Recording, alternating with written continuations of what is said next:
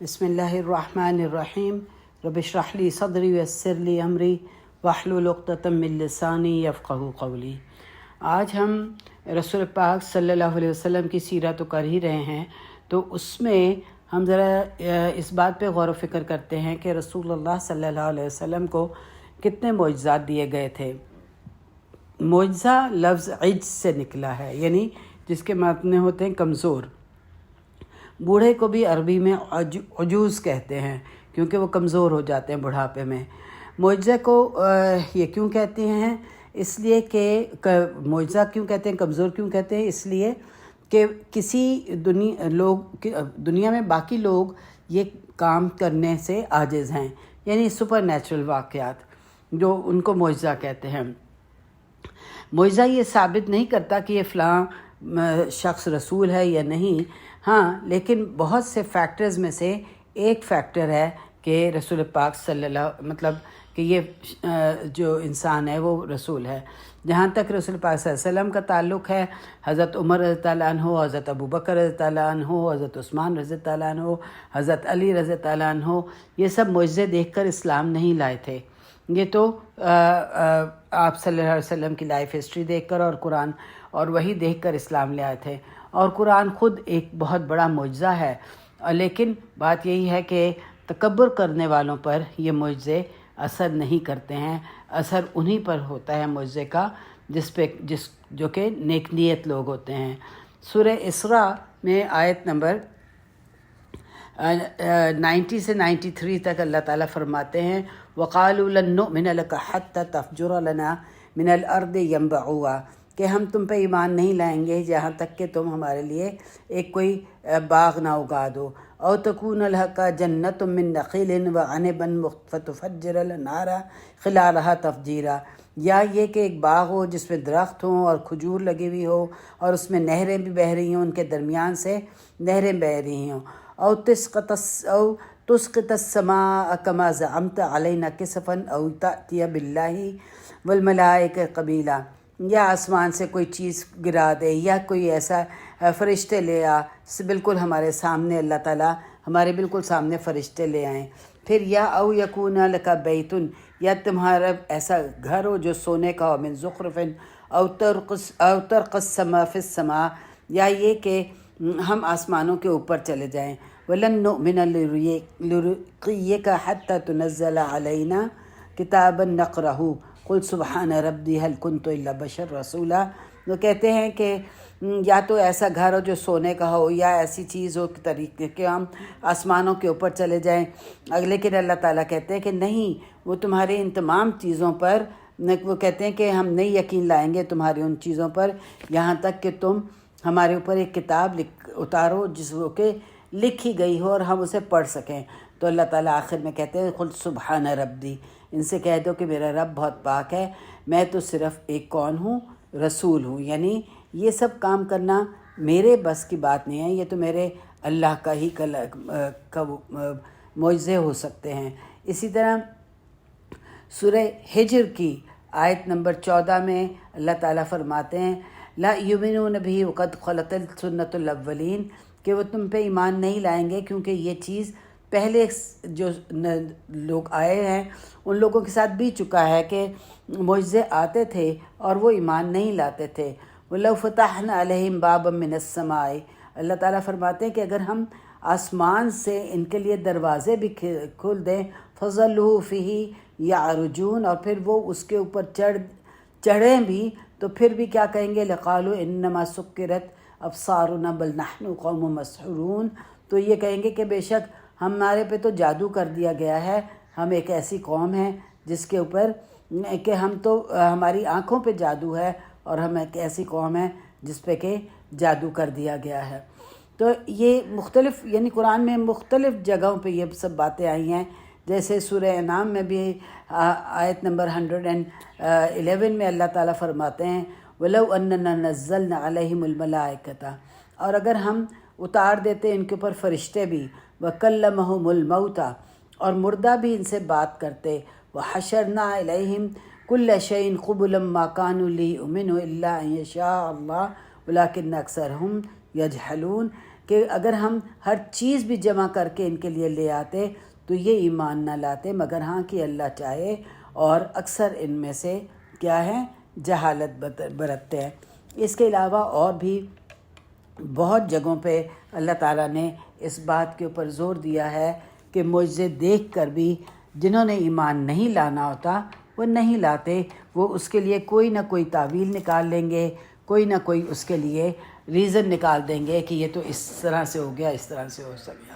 دوسری اہم بات، ایک بہت اہم بات یہ ہے کہ معجزہ اس وقت آتا ہے جب معجزہ اللہ تعالیٰ بھیج دیتے ہیں اور پھر بھی نہ ایمان لائیں تو وہ قومیں تباہ کر دی جاتی ہیں، جیسے کہ عاد اور سمود اور قوم شعیب، ان سب کے ساتھ ہوا کہ معجزے آئے اور انہوں نے یقین نہ کیا، خود معجزے مانگے اور پھر جب انہوں نے دیکھا کہ معجزہ ہوا ہے تو انہوں نے اس پہ یقین نہ کیا، تو اسی لیے اللہ تعالیٰ نے پھر ان قوموں کو تباہ کر دیا۔ یہاں پہ اس لیے قریش کے مانگنے پر معجزے اللہ تعالیٰ نے نہیں مانگے۔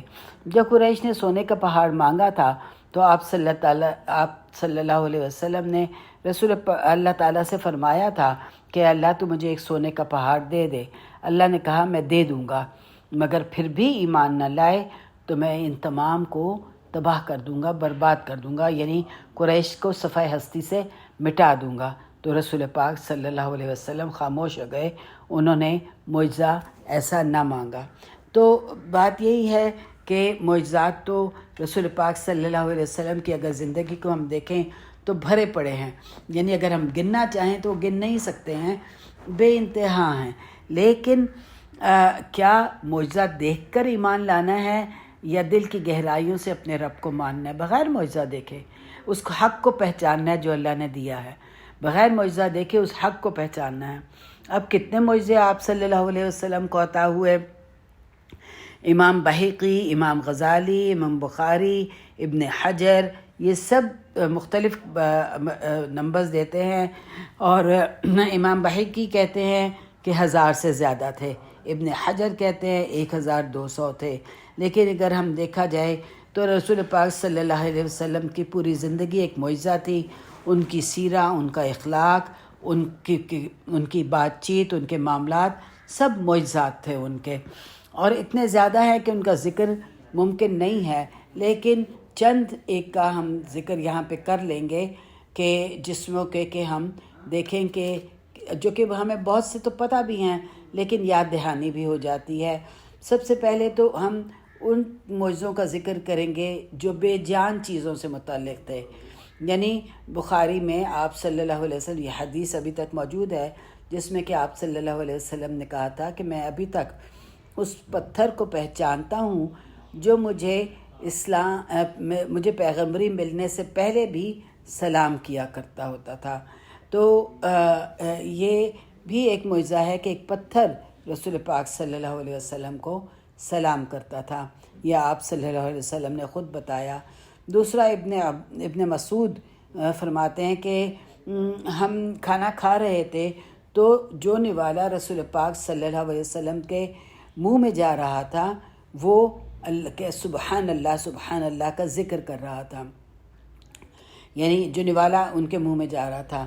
تو اسی طرح ابو ذر غفاری فرماتے ہیں کہ ہم سب صحابہ کے ساتھ رسول اللہ صلی اللہ علیہ وسلم کے ساتھ بیٹھے ہوئے تھے، تو رسول اللہ صلی اللہ علیہ وسلم نے چند پتھر اٹھائے اور وہ پتھر اللہ کا ذکر کر رہے تھے، تو سبحان اللہ پڑھ رہے تھے یا اللہ کا ذکر کر رہے تھے۔ تو رسول پاک صلی اللہ علیہ وسلم نے وہ پتھر ابو بکر کو دے دیے۔ ابو بکر نے جب ان کے ہاتھ میں جب آئے تو پتھر بھی اس وقت بھی ذکر کر رہے تھے۔ پھر آپ صلی اللہ علیہ وسلم نے ابو بکر سے لے کر عمر رضی اللہ عنہ کو دے دیے، تو وہ پھر بھی اپنا ذکر کر رہے تھے۔ پھر آپ نے عثمان رضی اللہ عنہ کو دیے، وہ دیکھا تو ان کے ہاتھ میں بھی جا کے وہ ذکر کر رہے تھے۔ اس کے بعد رسول پاک صلی اللہ علیہ وسلم وہاں سے چلے گئے، تو ابو ذر غفاری کہتے ہیں کہ ہم نے وہ پتھر اٹھا لیے جو اللہ کا ذکر کر رہے تھے، مگر ان میں سے ہمیں کوئی آواز نہ آئی۔ تو یہ چیزیں ہمیں کیا بتاتی ہیں کہ بھی ایک معجزات تھے، اور قرآن پاک میں خود اللہ تعالیٰ فرماتے ہیں وَإِن مِّن شَيْءٍ इल्ला युसब्बिहु बिहम्दिही वलाकिन ला तफ़क़हूना तस्बीहहुम, कि कोई चीज़ ऐसी नहीं है जो अल्लाह की तस्बीह ना करे, उसकी हम्द ना करे, लेकिन तुम उनकी तस्बीह को नहीं समझ सकते। हर चीज़ अल्लाह की तारीफ़ करती है, लेकिन हमें समझ नहीं आती कि वो अल्लाह की तारीफ़ कैसे कर रहे हैं। मुस्लिम इमाम अहमद में ये ज़िक्र है कि आप सल्लल्लाहु अलैहि वसल्लम कहीं इस्लाम का पैगाम दे रहे थे, तो आमिर इब्न सासा से आप सल्लल्लाहु अलैहि वसल्लम ने कहा कि क्या तुम मुइज़ा देखना चाहते हो? तो उसने कहा जी हाँ, देखना चाहता हूँ। तो रसूल पाक सल्लल्लाहु अलैहि वसल्लम ने फरमाया कि ये जो खजूर का छोटा सा दरख्त है, देखो ये खजूर का दरख्त है, इसको देखो और इसको तुम अपने पास बुलाओ। तो सासा ने उस दरख्त को, एक छोटा सा दरख्त खजूर का दरख्त था, उसको देखा और उसको ये कहा कि ए दरख्त मेरे पास आ जाओ। तो दरख्त चलता हुआ, अपने आप को घसीटता हुआ उनके पास आ गया। फिर रसूलुल्लाह सल्लल्लाहु अलैहि वसल्लम ने उस दरख्त से कहा इरजा, कि वापस चले जाओ। तो दरख्त अपनी जगह पर वापस चला गया। सासा ने जब ये चीज़ देखी तो फ़ौरन ईमान ले आया, क्योंकि उसके दिल में खैर थी, वो ईमान ले आया। लेकिन हम देखते हैं कि कुरैश के लिए कौन कौन से मुइज़े अल्लाह ताला ने ना किए, लेकिन वो ईमान नहीं लाए। जाबिर बिन अब्दुल्ला फरमाते हैं कि हम किसी एक जंगी मुहिम पर गए थे और रसूल पाक सल्लल्लाहु अलैहि वसल्लम इनको भी अपने साथ ले गए। जाबिर बिन अब्दुल्ला को भी उस जंगी मुहिम पर अपने साथ लेके गए। अब रसूल पाक सल्लल्लाहु अलैहि वसल्लम को अपनी ज़रूरत पूरी करनी थी, इसलिए उस ज़माने में ये होता था कि कोई बाथरूम्स तो होते नहीं थे, तो कोई झाड़ियाँ या कोई दरख्त या कोई इस तरह की जगह देखते थे जहाँ पे अपनी ज़रूरत लोग पूरी कर लिया करते थे सफ़र के दरमियान। तो अब यहाँ पे जब रसूल पाक सल्लल्लाहु अलैहि वसल्लम ढूंढते रहे, लेकिन कोई जगह ऐसी ना मिली जो कि पर्दा कर सकती।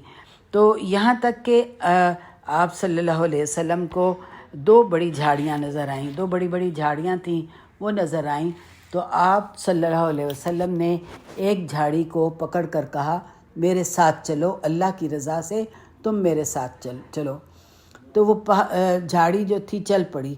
उसके बाद वो दूसरी झाड़ी के पास ले गए और उसको भी कहा कि तुम मेरे साथ चलो अल्लाह की रज़ा से।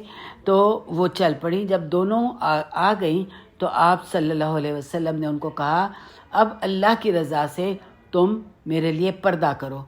तो वो कहते हैं कि ऐसा ही हुआ कि आप सल्लल्लाहु अलैहि वसल्लम का पर्दा हो गया। जाबिर बिन अब्दुल्ला कहते हैं कि वो पर्दा हो गया और आप सल्लल्लाहु अलैहि वसल्लम अपनी ज़रूरत पूरी कर ली। इसके बाद जाबिर कहते हैं कि मैंने देखा कि झाड़ियाँ अपनी अपनी जगह पर वापस चली गईं।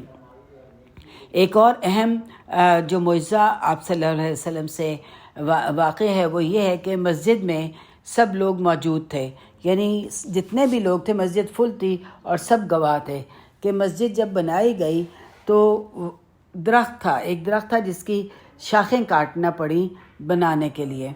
लेकिन कुछ शाखें जो थीं, यानी एक शाख को सिर्फ छोड़ दिया गया ताकि उसके सहारा देकर रसूल पाक सल्लल्लाहु अलैहि वसल्लम खुतबा दे सकें।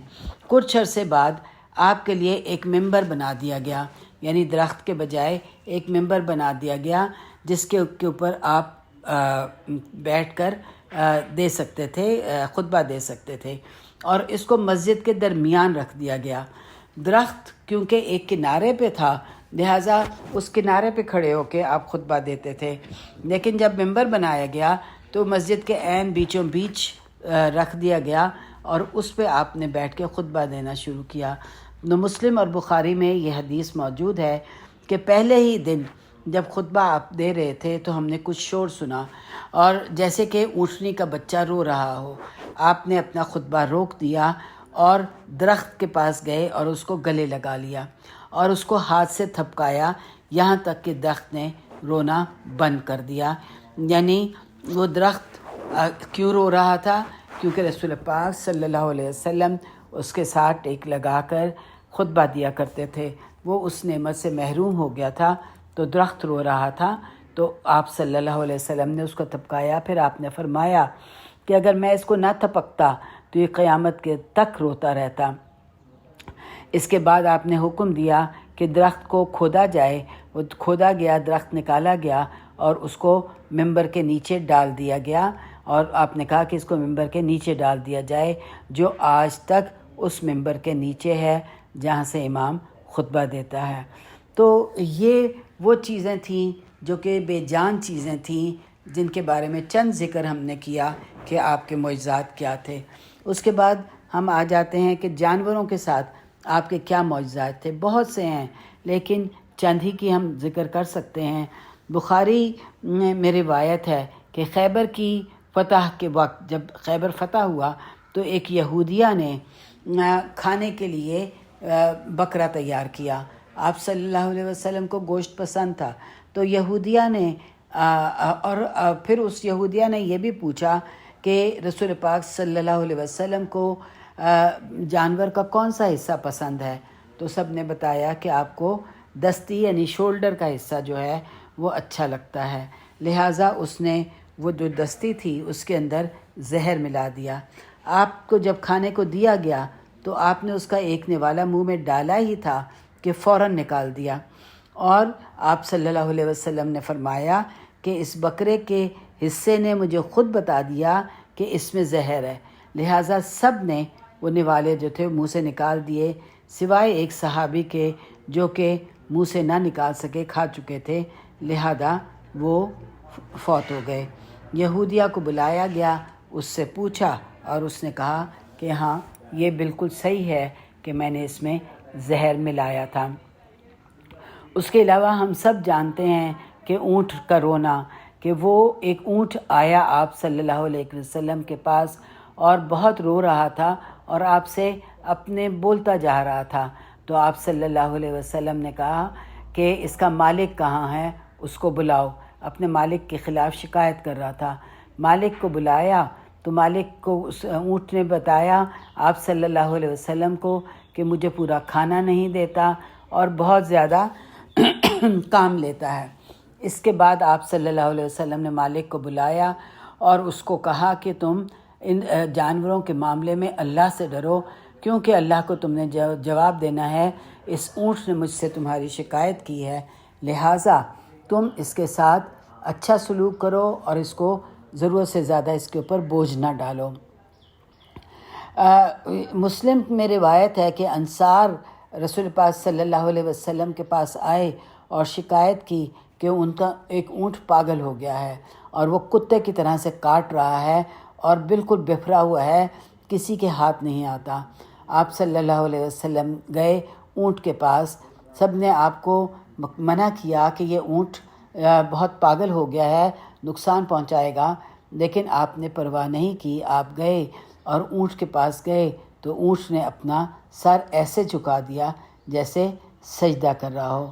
آپ صلی اللہ علیہ وسلم نے اس اونٹ پر ہاتھ پھیرا اور اونٹ ٹھیک ہو گیا. اس کے بعد اس نے تنگ نہیں کیا.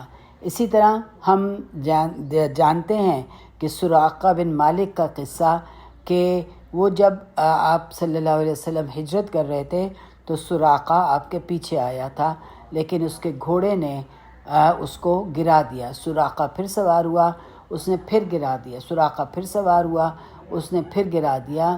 تو اس پر سے اس سراقہ کو پتہ چل گیا کہ یہ معاملہ کسی اور کا نہیں ہے بلکہ رسول پاک صلی اللہ علیہ وسلم حق ہیں، اور اس نے وہیں پہ ہی اسلام قبول کیا.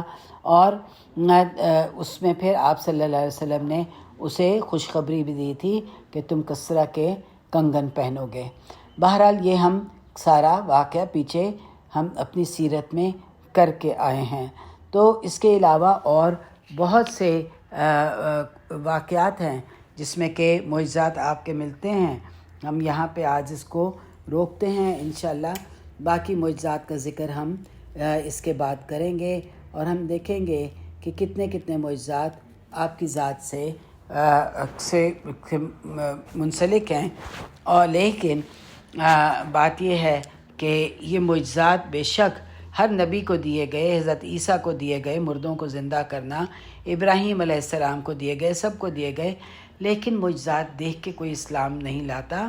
کچھ لوگ ہیں جن کا دل معجزہ دیکھ کے بھی نرم ہو جاتا ہے، لیکن اصل چیز یہ ہے کہ دل سے ایمان لے آنا اللہ کی وحدانیت پہ، رسول کے حق ہونے میں، اسلام کے حق ہونے میں، قرآن کے حق ہونے میں، جنت دوزخ کے حق ہونے میں، قیامت کے دن کے حق ہونے میں، یعنی یہ ہمارا ایمان ہونا چاہیے۔